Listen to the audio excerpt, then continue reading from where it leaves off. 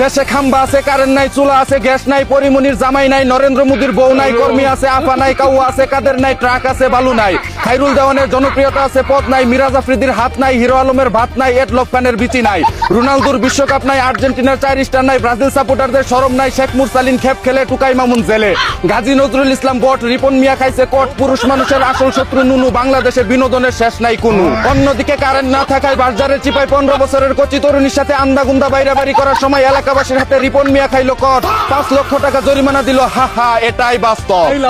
এদিকে 24 ঘন্টায় 72 বার কারেন্ট না নিয়ে বাড়িতে এসে মিটারই খুলে নিয়ে যাওয়ার অনুরোধ করলো এলাকাবাসী। অন্যদিকে যারা কারেন্ট না দিয়ে বিদ্যুৎ বিল বেশি নিচ্ছে, আল্লাহ তুমি তাদের যৌবনের কারেন্ট নাই কইরা দিও।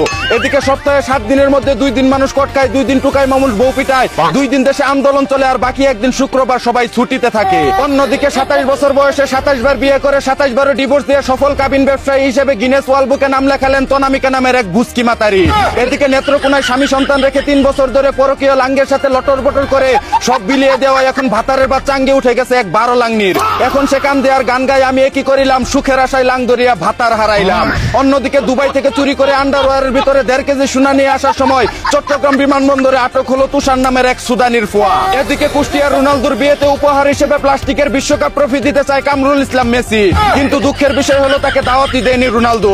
অন্যদিকে স্ত্রী সন্তানদের জন্য 12 বছর প্রবাসে থেকে মাথার গাম পায়ে ফেলে টাকা পয়সা উপার্জন করে তাদের সকল আবদার পূরণ করার পর এখন অসুস্থ হয়ে যাওয়ায় রাস্তার পাশে ফেলে রেখে গেল স্ত্রী সন্তানরা। আসলে পুরুষ মানুষের জীবনটাই এমন, দিতে পারলে বেশ, না দিতে পারলেই শেষ। এই ছিল কারেন্ট না থাকা দেশের আন্দাগুন্দা খবর। চাইনা থেকে আগত মিস্টার চুদলিং পংকে সাথে নিয়ে আমি ছিলাম চিন্তা করো মজিবর। শুনছিলেন আপনারা আবাইত্যা টিভির দুঃসংবাদ। এতক্ষণ সাথে থাকার জন্য ধন্যবাদ। ভিডিওটি ভালো লাগলে উড়াদুরা শেয়ার করে দিন। বিনোদনকে বিনোদন হিসাবে দেখুন। ঝাঁকানাকা পেজটি ফলো করে রাখুন।